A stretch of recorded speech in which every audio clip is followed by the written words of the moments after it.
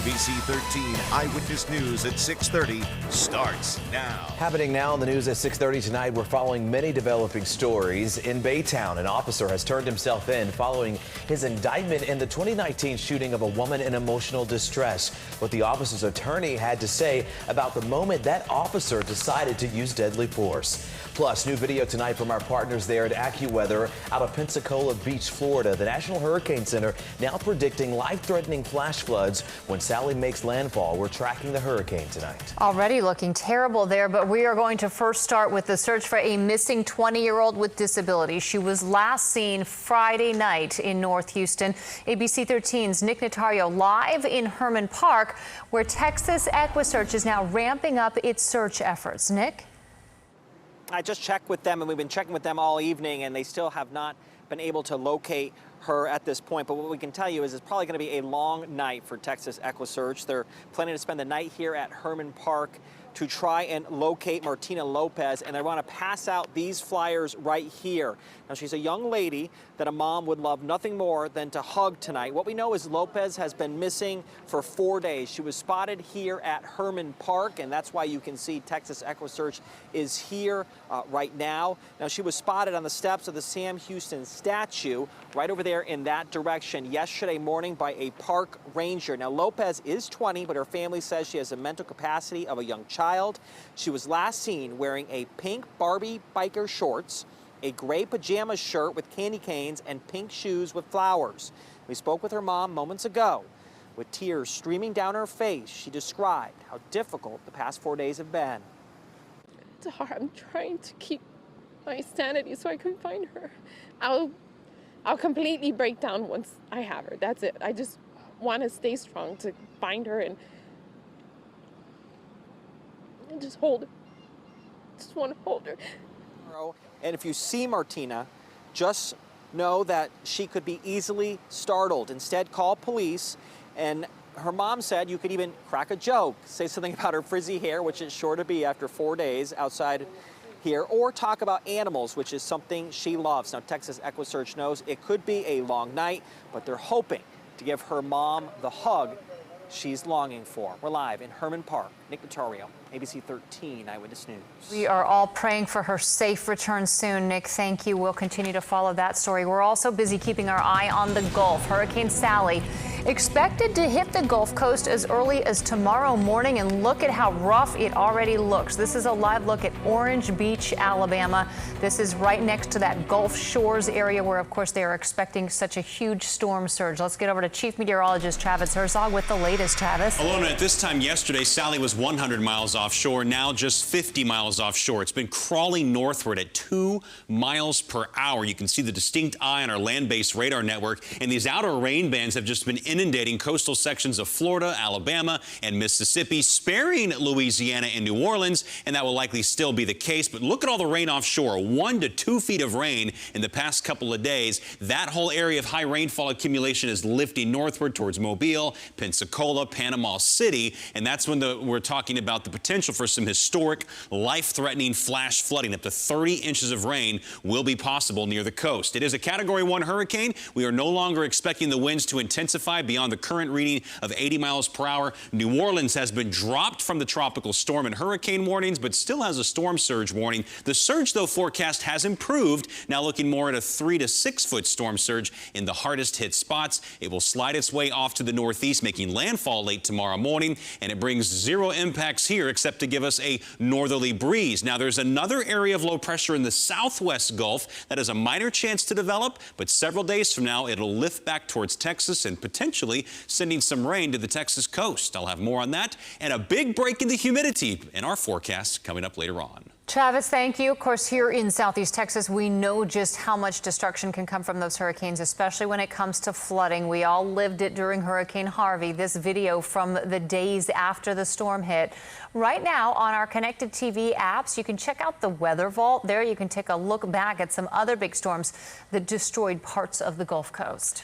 Now at 6:30, we're hearing from the attorney for Baytown police officer Juan De La Cruz. Tonight, he's out on a $25,000 bond. He turned himself in earlier this morning after a Harris County grand jury indicted him in the shooting death of Pamela Turner. This happened last year. ABC 13's Micah Hatfield is on this story for us tonight with the very latest. Micah? Chauncey, Juan De La Cruz was very quickly in and out of the Harris County jail today. He posted that $25,000 bond and was gone. I got the opportunity to speak to his attorney today, and I asked him if he thought the case would get all the way to trial, and he very confidently told me it's either going to trial or it's getting dismissed. He says there's no in between. A person who's willing to take a police officer's weapon and then turn it on them would clearly be the kind of person that would also take their firearm and use it on them. Gregory Cagle feels confident that the facts are on the side of his client, veteran Baytown police officer Juan De La Cruz, in the Pamela Turner case. The training is consistent on the taking of a peace officer's taser.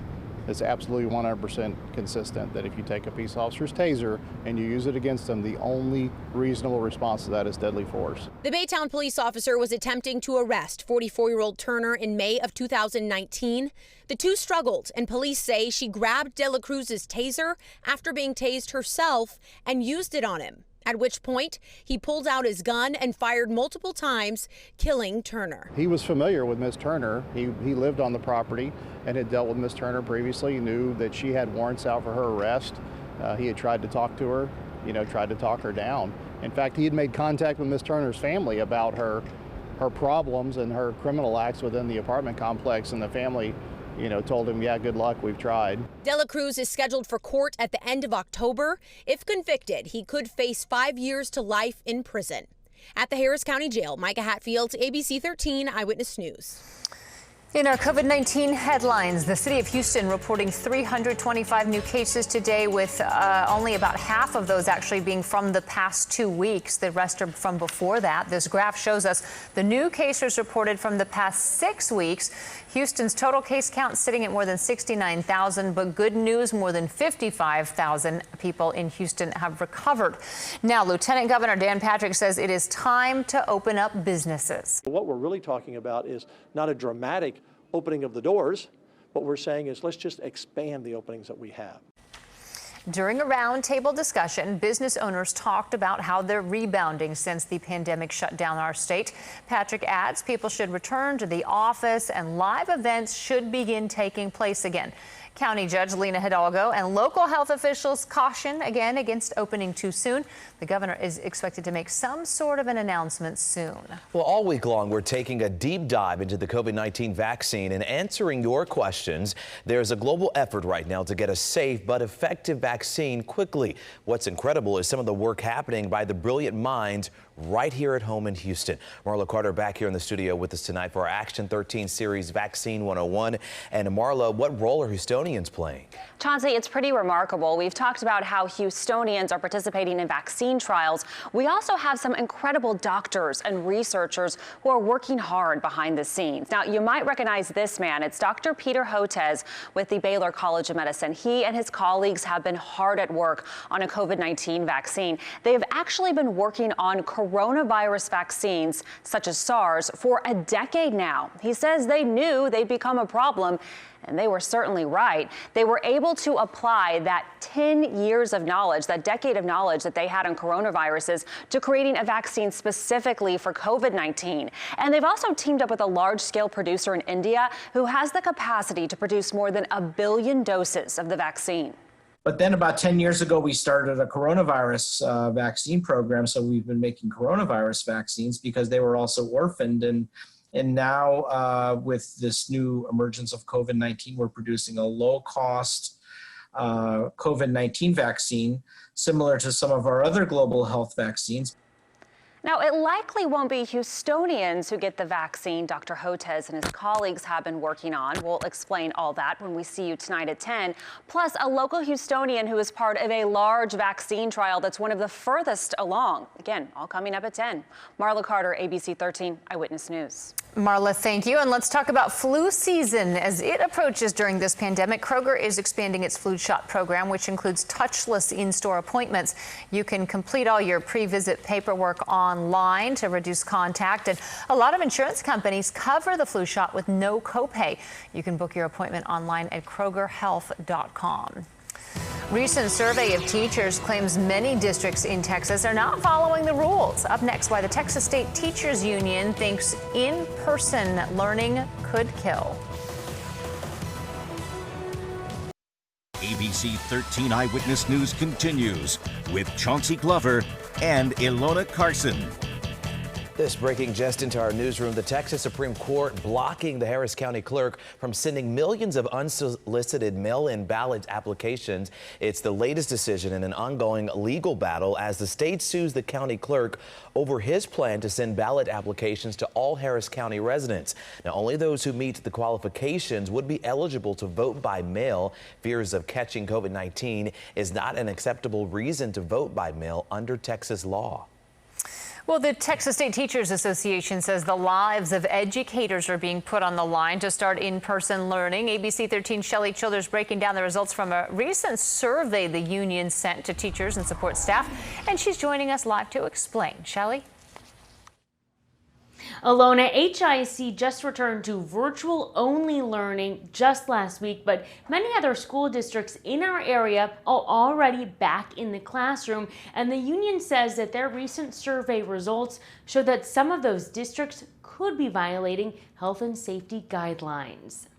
We're not saying, this might kill somebody. It has killed educators already. In-person learning could kill. That is the message from the Texas State Teachers Association today after a recent survey found hundreds of school districts in violation of COVID-19 safety guidelines. In the Houston area, they received responses from members at these 7 school districts. Members anonymously responded to 11 questions over the past 2 weeks.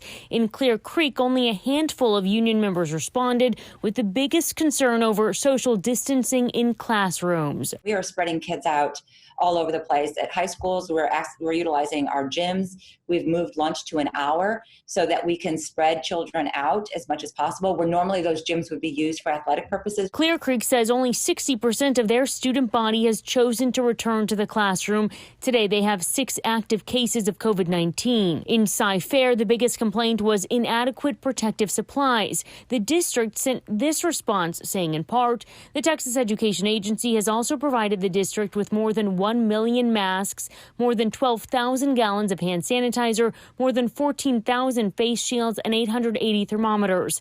75,000 student plexiglass desk shields were installed in classrooms. Cy-Fair is also back to a combination of learning, with 45% of their student body in the classroom. They report 4 active cases of COVID-19. But Union President Molina Ovidia says accommodating teachers who request to teach from home drew the biggest response from all members. Parents are being given the option. If they don't feel like it's safe enough for their student or their family for the student to return, then they don't have to.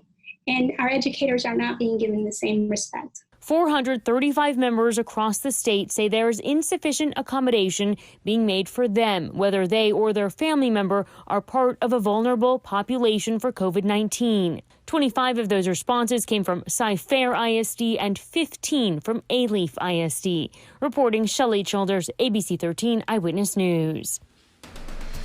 4 named storms continue to spin across the Atlantic basin. 3 of them are of no threat to the United States. Sally, of course, the obvious one that'll be impacting the Gulf Coast, already is and has been for the last several days. There's also 2 zones of development in the far eastern Atlantic. Neither one of those right now appears to be any sort of a threat to the Gulf of Mexico. And then we have this curious little low pressure that has been holding on since last week. Still only a 20% chance of development over the next 5 days, but we continue to see signs that the environment in the western Gulf will eventually favor a better chance of development as it lifts northward toward the Texas coastline. So that's something that we'll be keeping an eye on tropically in the days ahead. Meanwhile, Sally, crawling northward at 2 miles per hour. It's moved all of 50 miles in the past 24 hours. Good news for the Big Easy. They can rest a little easy. No longer tropical storm or hurricane warnings, but Lake Pontchartrain could still get quite a bit of a 1 to 3 foot surge. So there is a storm surge warning that extends back westward. But all the hurricane warnings are now squarely off to the east. east of Louisiana, so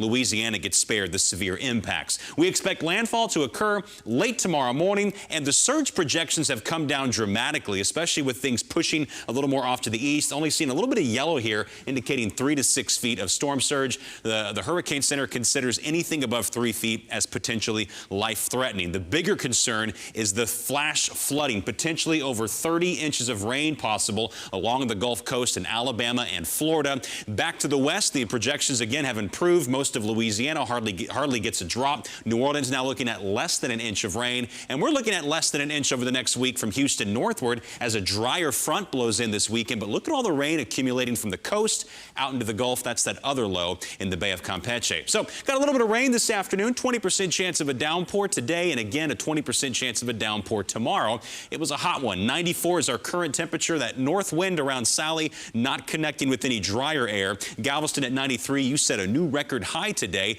That was set just last year. Now there's an upper level low diving into Texas tomorrow. That's going to get closer to us on Thursday, and it brings a 60% chance of widely scattered downpours. We still have some of those rain showers on Friday morning, but look what comes in behind that upper level low. A not as humid front that'll push into here Friday into Saturday, bringing lower humidity for the weekend. Meanwhile, we have to keep an eye on that low pressure circulation as it lifts back northward. Right now, we think Houston likely stays on the drier side, but it's a sharp change from very dry air to a tropical air mass, and so we're calling for a chance of some thunderstorms in our coastal counties coming up late this week and early next week. So again, very similar weather tomorrow as to what we had today. Rain-cooled highs in the upper 80s Thursday, Friday. Enjoy that lower humidity this weekend. Still hot with highs in the 90s. And then there's that chance of coastal thunderstorms early next week. Greg? All right, Travis, lower humidity looks awfully nice. Jose Altuve returning from injury. We will hear from the Astros superstar, the playoff drive kicking into high gear, and Shadow Creek ready to kick off their state title defense next.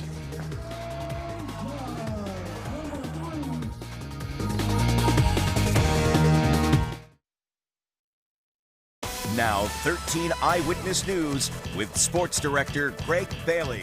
Astros ace Justin Verlander set to throw to live hitters tomorrow morning at Minute Maid Park. Verlander's drive to rejoin the Astros rotation ready for a significant step. More good news for the Stros. Jose Altuve back in the lineup tonight. First time since he suffered the sprained knee back on September the 3rd. The MVP telling us this injury not related to past surgery on the same knee. Really time to lock down a playoff spot. Just 13 games left in the regular season.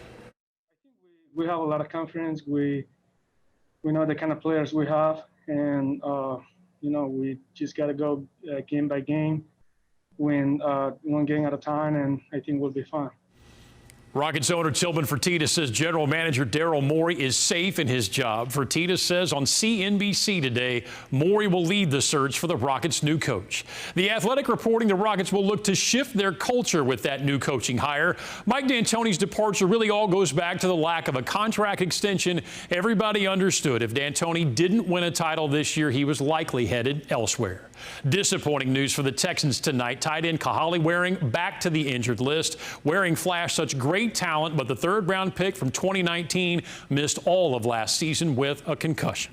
Shadow Creek moves up from 5A to 6A this fall. Bob Slovak reports the defending state champs ready for the challenge. The Shadow Creek Sharks, 2 seasons in 5A, an incredible ride. 31 wins, just 1 loss, capped off by a state championship last December. This season, the Sharks swim into the uncharted waters of 6A. That's why I talked to him yesterday after practice. You truly have to continue to earn, the right to win. And so, your past success doesn't guarantee your future results. Coach Butler knows his team will have some growing pains. Depth will be an issue. He does have 6 returning starters on offense, including Baylor signee quarterback Kyron Drones. We just got to keep rolling, even do better than what we did last year. The offense, we're really good right now, so we're trying to show that in 2 weeks. The Sharks welcome to 6A, a matchup against 2-time defending 6A champs North Shore a week from Friday. That game is going to be real fun. Me and Demetrius, we're going to go at it. It's going to be an offensive show, so we already know we're just going to put on a show for the fans, let them see what they want to see and just have fun. I'm not going to have to come up with a good rah-rah speech. Bob Slovak, ABC 13, Eyewitness Sports. What a matchup, and we'll be right back. All right, before we go tonight, I've got to share this story with you. It's been a long road to recovery for 16-year-old Julieta Valdez. Back in May, the Woodlands teenager was working out with her sister when she suddenly collapsed and went into cardiac arrest. Now, we were there as she reunited with the emergency crews who saved her life. I never thought that I would be in a place where I would meet the firefighters after. Without them, I know I wouldn't be standing here today. Well, glad she is doing well. After 5 months of physical therapy and multiple surgeries, Julieta is doing just fine. Heroes, all of them. Yeah. Yes. All right, let's get a final look at your forecast with Travis having a busy evening tonight, Travis. A lot of rain swirling its way into the northeast Gulf Coast. We will stay far away from any impacts from Sally, aside from a northerly breeze that we get here in Texas. The eye is still just crawling northward at about 2 miles per hour. We do see some scattered rain showers across parts of Texas, including a few isolated rain showers in our part of the state. We continue to see a 20% chance of rain in our forecast tomorrow as well. Temperatures are in the upper 80s, low 90s. We'll start off in the mid 70s tomorrow. We get to about the mid 90s, and there's a 20% chance we get a downpour. The good news is a change is on the way. We get some storms Thursday, Friday, and then lower humidity for the weekend. Very nice, Travis. Thanks. And that's going to do it for Eyewitness News at 6:30. But before we go, a live look tonight at our town hall starting here in just a few minutes. Tonight's topic is on educational inequality for Hispanic students, moderated by Elisa Rivas. Of course, we'll be live streaming this online at abc13.com, also on our Facebook and YouTube pages and major connected TV apps. Have a great night, friends.